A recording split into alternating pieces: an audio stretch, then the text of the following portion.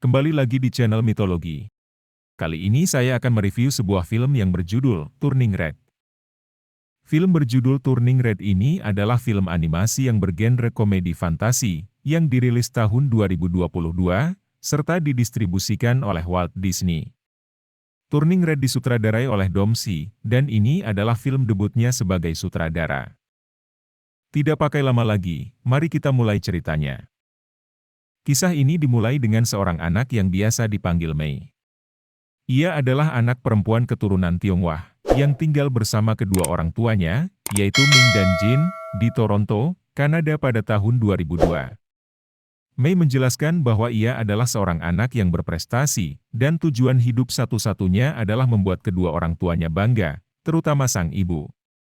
Mei membantu merawat kuil keluarga yang didedikasikan untuk leluhur mereka yaitu Sunny. Mei memiliki kemampuan baik dalam hampir semua bidang, meskipun kadang ia disebut agak aneh karena selalu bersemangat dalam belajar. Mei memiliki 3 sahabat karib, yaitu Miriam, Priya dan Abby. Mereka semua adalah penggemar sebuah boyband bernama Four Town. Akan tetapi, Mei menyembunyikan ketertarikannya ini dari ibunya, dengan menyimpan semua hal dan pernak-pernik berhubungan dengan boyband tersebut, di bawah tempat tidurnya. Mei yang perlahan sudah beranjak dewasa, mulai naksir seorang cowok bernama Devon. Ia adalah seorang penjaga toko lokal yang juga ditaksir oleh teman-temannya. Ketika ia sedang menggambar wajah Devon, sang ibu masuk ke dalam ruangan, dan tak sengaja menemukan gambar-gambar cowok yang dibuat Mei, termasuk Devon. Ming, sang ibu yang ternyata ketat dan overprotective itu, secara tidak sengaja mempermalukan Mei di depan umum karena mendatangi Devon, dan memarahi Devon yang tidak tahu apa-apa. Malam itu, karena begitu malu dan kesal, Mei mengalami mimpi buruk yang melibatkan panda merah. Saat dia bangun keesokan paginya, dia telah berubah menjadi seekor panda merah besar. Dia bersembunyi dari orang tuanya dan berusaha tenang. Ia pun kemudian sadar bahwa dia berubah hanya ketika dia dalam keadaan emosi yang tinggi, yaitu sedang marah, kesal, terlalu bahagia, atau bersemangat. Ketika Mei kembali ke bentuk manusia, rambutnya tetap merah dan tidak berubah ke asal, maka dia pergi ke sekolah dengan topi kupluk. Ming awalnya berpikir bahwa Mei mengalami menstruasi pertamanya. Ia menjadi ibu yang sangat protektif dan berlebihan. Ia bahkan terus-menerus mendatangi sekolah untuk melihat perkembangan sang anak. Sampai ketika ia berteriak kepada Mei yang masih berada di dalam kelas, bahwa Mei lupa membawa pembalut. Mei yang malu dan kesal pun berubah menjadi panda merah yang besar. Saat itulah Ming sang ibu sadar keadaan ini. Mei yang sudah berubah lari pulang dengan panik, dan menangis dalam bentuk panda merah. Sesampainya di rumah, Mei sebenarnya masih bersembunyi di dalam kamar, tetapi Ming dan Jin kemudian menjelaskan bahwa masalah ini memang terjadi secara turun-menurun di keluarga perempuan mereka. Di masa lalu, ini semua bermula dari sang leluhur, Sunny, yang memohon kepada para dewa untuk diberikan kekuatan dan perlindungan terhadap desa mereka ketika para suami sedang berangkat perang.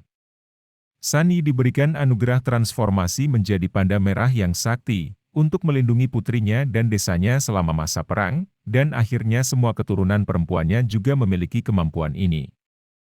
Sayangnya, hal ini kemudian menjadi tidak nyaman dan berbahaya di zaman modern. Sebagai hasilnya sehingga roh panda merah harus disegel dalam jimat, dengan ritual pada malam gerhana bulan yang akan berlangsung dalam waktu 1 bulan. Bila ingin kembali normal, Mei harus melaksanakan ritual ini. Pelaksanaan ritual ternyata semakin berat karena bibi-bibi dan nenek Mei datang, karena mengetahui hal tersebut. Teman-teman Mei yang mengetahui perubahannya bukannya takut malah menyukainya. Selain itu Mei menemukan bahwa, berkonsentrasi pada persahabatan ini memungkinkan dia untuk mengontrol transformasi dirinya, dan berubah menjadi normal meski tidak untuk selamanya. Mei menunjukkan kemampuannya kepada kedua orang tuanya, dengan harapan ia bisa menonton konser Four Town yang diadakan di kota mereka. Ming memang mengizinkan Mei untuk melanjutkan kehidupan normalnya, tetapi menolak untuk membiarkan Mei menghadiri konser Four Town yang akan datang. Sebaliknya, Mei tetap dengan pendiriannya. Ia dan gadis-gadis sahabatnya itu diam-diam mengumpulkan uang untuk tiket di sekolah, dengan mengeksploitasi popularitas bentuk panda merah Mei, sambil berbohong kepada Ming tentang bagaimana Mei menghabiskan waktunya. Ini karena anak-anak sekolah juga sebenarnya sudah mengetahui siapa panda merah itu dan gemas dengannya. Namun, setahu Ming, Mei sering belajar dan kerja kelompok dengan teman-temannya, padahal Mei berfoto dengan para siswa dan meminta bayaran. Untuk mengumpulkan $100 terakhir yang akan digunakan untuk membeli tiket konser Four Town, Mei setuju untuk menghadiri pesta ulang tahun pengganggu sekolah bernama Tyler, sebagai panda merah. Tyler adalah seorang siswa kaya raya tetapi kerap berselisih dengan Mei. Lucunya, ia adalah penggemar berat panda merah.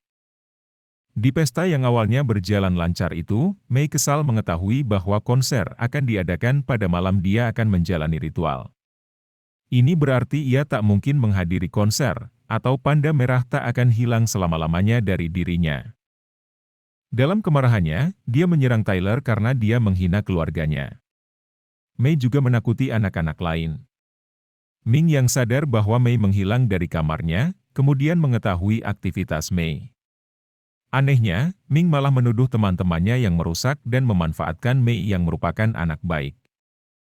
Malu atas tindakannya dan takut melawan ibunya, Mei gagal membela teman-temannya dari kemarahan sang ibu. Ini membuat hubungan persahabatan Mei dan teman-temannya renggang. Kemungkinan besar, teman-temannya akan menonton konser Four Town tanpa Mei. Saat Mei mempersiapkan diri untuk ritual, sang ayah, Jin, menemukan video yang Mei rekam bersama sahabat-sahabatnya ketika dia berperan sebagai panda merah. Jin mengatakan kepada Mei bahwa dia seharusnya tidak malu dengan sisi dirinya yang ini, tetapi sebaliknya menerimanya. Jin juga menceritakan masa lalunya bersama Ming, bahwa dahulu Ming juga berubah menjadi panda merah raksasa. Hubungan Ming dan sang ibu juga buruk akibat perubahan ini, karena hubungan Ming dan Jin ditentang oleh sang ibu. Selama ritual, saat bentuk panda merah Mei akan disegel, mendadak Mei teringat pada hubungan persahabatannya dan ucapan sang ayah. Maka dia memutuskan untuk mempertahankan kekuatannya, dan meninggalkan ritual untuk menghadiri konser Four Town di Skydome.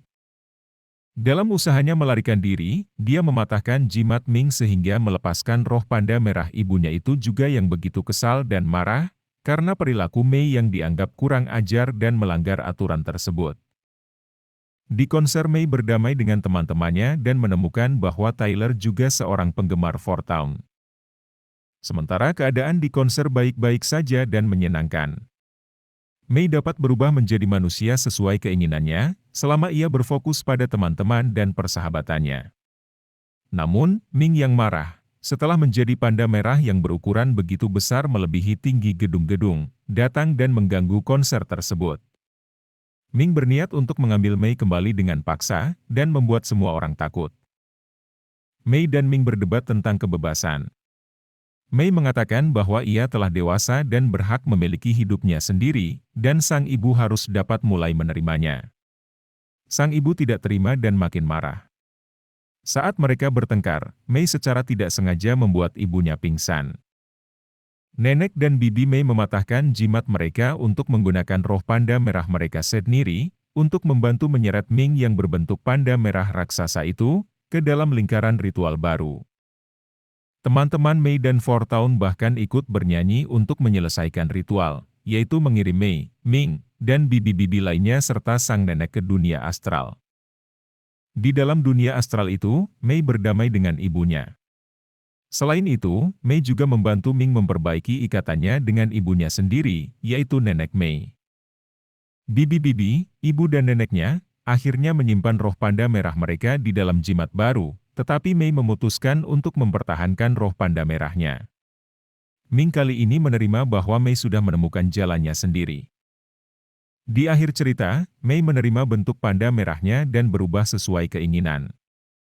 Saat keluarga mereka mengumpulkan uang untuk memperbaiki kerusakan Skydome, hubungan Mei dan Ming akhirnya membaik. Mei menyeimbangkan tugas kuilnya dan dapat menghabiskan waktu dengan teman-temannya, termasuk Tyler. Ia berubah menjadi panda merah di kuil sehingga menjadi hiburan dan daya tarik para turis. Sekian review dari saya, jika ada yang kurang berkenan mohon maaf. Tetaplah berbuat baik, dan tetaplah putih walaupun di tempat yang hitam sekalipun. Terima kasih.